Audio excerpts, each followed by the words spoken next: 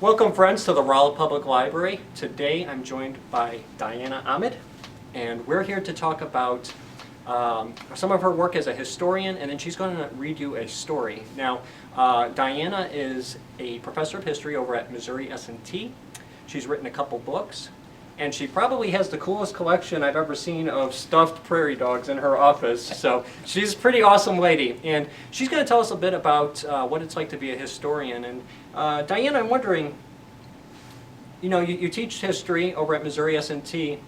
Why is it important to learn history and to think about history? I think one of the most cliched answers I could give you to that is you learn history so you don't repeat it. Oh, yeah. All right. I actually have a little button in my office, a little lapel button. Oh, I should have worn it today. And it says, "Don't make me repeat myself. Love history." Oh. So it was just, and I think that's it. You try not to, you learn from it. Right. If you fell off a curb, you learn to look to see if there's a curb so you don't, break an ankle, for instance. Right. So you do that. You try your best to improve. And it's hard. History's hard because sometimes it seems like, oh, why couldn't it be like that? And sometimes, was the past ever right? Sure. Was the past ever wrong? Sure. But it changes with the time and the generation and everything else. It kind of helps us understand, too, that we have things in our life right now that maybe are some of it's right, maybe some of it's wrong. And if we can look at a time where we are not in that conflict, maybe we can learn something from people who, we're imperfect people. Maybe we can look at other imperfect people and think, how did they handle it and how could we handle it better? Exactly, I agree. And I think one of the best things to do with that, and I give my students this as an extra credit assignment, I ask them to go and talk to senior citizens. So hopefully people who were born in the 1940s backwards, so because then they're a little bit older. So if they go in 1950s, that's okay, because I'm born in the 1950s. But otherwise, so if you're, say, 65 or older, ask questions, and they can be fun questions. When did you learn how to drive? Was it legal for you to drive? Could you vote? If you're a woman, for instance, women didn't get the right to vote till 1920. So could they vote? Great-grandma, could you vote? All right, so what was it like? And other fun questions you can ask. What did you and Grandpa do on your first date? And did you go to the movies? Well, that might depend on where they are, because maybe there were no movie theaters in their neighborhoods. And depending on how old they are, movies might not have been around except in the big cities, like in St. Louis or Springfield or Columbia, not in a small town. So it's always fun to ask old people. And people do ask me, where can I find an old person to talk to? And I think there's two places that I tell my students to go to. I said, one, go to a church, because there's usually frequently senior citizens there, and they love to chat. Call up your relatives, see if you have any old relatives. And if they're 40, they're not old. A little bit old. And that's bus stops. Now, Rolla doesn't have any bus stops, because it's always fun to stop at a bus stop and chat with people who are there. And, don't give them any personal information, obviously, but what did you do when you were 16? When did you drive a car? How old were you? Could you drive a car? It's just fun. Ask old people. Yeah. Does it mean they're right? Because my experiences as a 20-year-old is going to be entirely different than my grandfather's experience as a 20-year-old. So you have to find several old people. And get a different perspective. And get a different perspectives. Ask people of different races. Ask people of different genders. All of the different kinds of people that exist, because they're great fun. And just sit there and say, I just want to know. I'm just trying to learn. Be curious. Be curious. Perfect word. The world needs more curious people. Perfect word. Perfect word. Now, you wrote a book, Success Depends on the Animal. We had the pleasure of talking about it actually last year. And, you're going through the history of basically how animals, a lot of you have pets that you love and they're like friends to you. You're talking about the friendship between animals and people who lived in the American West, mid-1800s. How would you go about researching a book like that? How do you get into what's that relationship between the animals and the people? Okay, first, back in the 1840s and 1850s, animals were not your friend. This is the beginning of animals being your friend. They needed the animals to get west. because remember they're walking west. So it's like, it's Yeah. 2,000 miles. You mean they didn't have the subway back then? There were no subways. Delta Airlines didn't exist. There were no trains. So you were going to walk. Well, why not go in a wagon train, right? Get in a wagon. Let the oxen or the horses or the mules pull you west. You can't. Think how much you weigh. And the suitcases they had back in the old days weren't the nice light ones like the backpacks we have now. They were suitcases that were made out of wood because they were more like a crate than anything else. Yeah. So if you add a person's weight to that, a person may weigh, just say about 150, 160 pounds. That's 150 pounds that the oxen, horses, or mules have to drag along as well. So men, women, and children walked west. One will usually be in the wagon because they're steering the wagon and the animals. But for the most part, it's only going to be one, unless you're sick. I mean, if you were sick, then they put you usually in the back. Right, yeah. But that's a lot of extra weight for the animals to carry. Yeah, yeah, and if you ran out of something, were you able to open up your phone and order it from Amazon? Yeah, there's no Amazon. There were no 7-Elevens. Yeah. There were no McDonald's. There were no freeways. There were no, there's some maps, but you couldn't trust the maps because they weren't always right. It's there. Well, and so they're doing that. You wrote about a bunch of different animals. What's an animal that you really found interesting? I know the answer to it, and I'm going to give you the opportunity to talk about it because I think it's pretty cool. My favorite animal in the West are prairie dogs. Absolutely prairie dogs.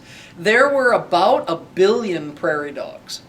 Now they're almost, occasionally they approach the endangered species list. Really? Yeah. And there are groups out in Colorado and Nebraska and Kansas where they gather together today and shoot prairie dogs. Because they say if the cattle that are out there, the cattle can step in a prairie dog hole and break their leg. Okay. Well, considering there were 60 million head of buffalo at the same time there were 1 billion prairie dogs, they did it. But if the buffalo fell into a prairie dog hole or broke his leg in a prairie dog hole, the wolf had something to eat. So the whole Mother Nature's, the circle of life and all of that. But prairie dogs, they actually, according to the people who went west, obviously prairie dogs didn't leave us diaries, they didn't leave us videotapes or anything like that. But the Americans and Europeans who went west on the Oregon Trail and the California Trail and so forth, they saw the prairie dogs and they would see the prairie dogs sit up at their prairie dog holes and they would be chirping at each other. And they would not let any of the little prairie dogs, the little kid prairie dogs, I guess we could call them, out of the holes until the humans had gone by because they were being policemen of the neighborhood. And their cities were gigantic. It basically goes from, they actually go into Canada. But because this is American history here, we'll stop at the 49th parallel. Okay. And they do go all the way into northern Mexico. But again, we'll stop at the American border down in the south. So basically from very southern Texas to the 49th parallel, northern border of Montana, for instance. That area, they're always the prairie dogs. And the prairie dogs would, they called them burgmeisters as policemen, right? And they would watch it and they would talk to each other. And they believed that the people going west, I'm sure they realized this wasn't true, but it was kind of it was a fun thing, cute thing. Prairie dogs don't hurt you. All right, so in any case, they were just afraid that they were also bulletproof. And I think the easiest thing is a lot of people did try to shoot prairie dogs for dinner because they supposedly taste like chicken, according to the people who went west. But they would, authority. Yeah, they would catch them and they would try to shoot them for dinner. And they said you can't shoot them because they were bulletproof. They were convinced prairie dogs were bulletproof. The way I explain it in my classes is whenever you go to a carnival, for instance, do you ever play whack-a-mole? Same thing, pop up, pop up, pop up, and you have to hit the whack-a-mole. So it was sort of like the same thing with the prairie dogs. But they did say prairie dogs gave women the right to vote. Really? Why is that? That it was a democracy. Oh, okay, yeah. Female prairie dogs and male prairie dogs were equal. There was no separation between the genders. They were all, each one had the exact same powers as the other one, and they voted, and it was a democratic republic. So they saw the ideal that they wanted to create in the Prairie Dogs civilization. That would be my argument, that they were actually seeing in Prairie Dogs what they wanted to create in Oregon. And of course, is that what they're going to create in Oregon? No, but it was their ideal. You and I were talking before we started about idealism and how things are wanting to be perfect. Nothing is ideal. Nothing is ideal. But they hope that their life in Oregon or in California or wherever they were going, right, would be better than the life they left behind. Whatever that life may have been. It could have been a banker, it could have been a farmer, it could have been a doctor, it could have been all different kinds of things. Well, and speaking of not ideal things, instead of reading a book about prairie dogs, we're going to read a book about groundhogs because that's what fits with the theme. So we got a book about groundhogs. Diana's going to read it to you. You're really going to enjoy it. Thank you so much for being here today. Enjoy the story time.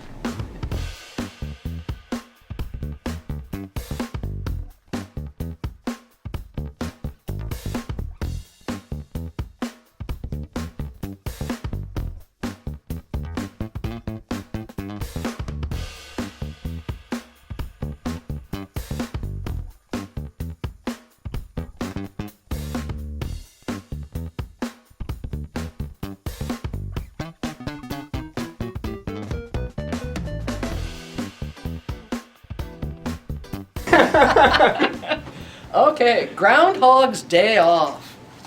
Groundhog's Day Off was written by Rob Pearlman and illustrated by Brett Hellquist. Every year, on one special day in February, Groundhog wakes up extra early. Crowds of people gather outside. Locals, tourists, even the mayor. News reporters with large microphones and big shiny teeth are waiting.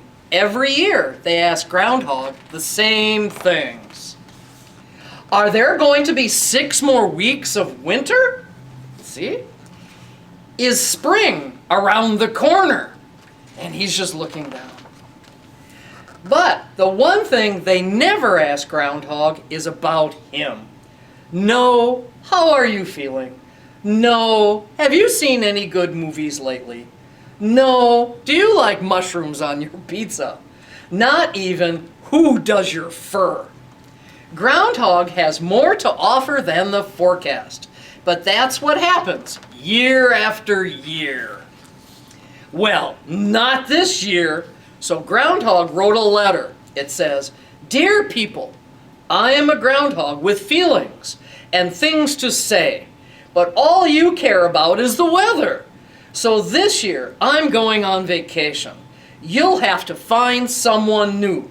Sincerely, Groundhog. P.S. I'm taking my shadow with me." Groundhog packed his robe, slippers, magazines, and shadow and headed for the spa. The townspeople didn't know what to do. The mayor thought long and hard and finally announced, "We'll hold auditions for a new groundhog." Lots of animals wanted to try out for the role. Here you can see a raccoon trying out. Elephant was just too big. Ostrich got the whole thing backward. Monkey was asked to leave after an unfortunate banana cream pie incident. Bats, owls, moles, and possums' schedules didn't work out. See, they're sleeping. Poor Puppy suffered from stage fright, and Sheldon, well, his shadow just wouldn't behave. "This is terrible," the mayor cried. "There's only one animal right for this job." Groundhog had been relaxing when he heard a news report. Nobody has Groundhog's flair for the dramatic. Nobody can wake up as early as he does. No one, the mayor said, pausing, is as special as Groundhog. Groundhog couldn't believe his ears. "They do think of me as more than just a weather vane. And with that, he threw on a towel and whistled for a taxi. Take me home! Groundhog tunneled under the stage and popped out of the hole. Ta-da! The audience stood and cheered. The reporters asked Groundhog all the questions he had always hoped they would ask. Where did you go on vacation? Which team are you rooting for in the playoffs? Do you prefer chunky or smooth peanut butter? Is that your real fur? Will you do this for real tomorrow? Groundhog stopped signing autographs. Tomorrow, he asked. The reporters nodded. Tomorrow is Groundhog Day. You came back just in time. Well then, no time to talk. I have to go to bed early. The next morning, Groundhog woke up extra early. He poured himself a cup of warm mint tea and peeked out of his hole. And this time, the reporters asked him about much more than the weather. What would we do without you? They asked him. Bagels or donuts? What would you do with $1 million? Seriously, is that your real fur? You like me. You really like me, Groundhog said with a huge smile. He finally felt like everyone cared about him. He was very happy. That is, until he climbed back down into his hole. Turned on the television and saw that Bunny had hopped away. Auditions will be held in the spring. And at the end, Bunny and Groundhog were on a beach in the South Pacific. The end.